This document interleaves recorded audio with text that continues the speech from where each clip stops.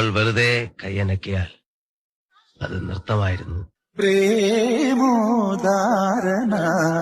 മുഖം വിടർന്ന ചെന്താമര, കണ്ണുകൾ നാഥ സമുദ്രങ്ങൾ.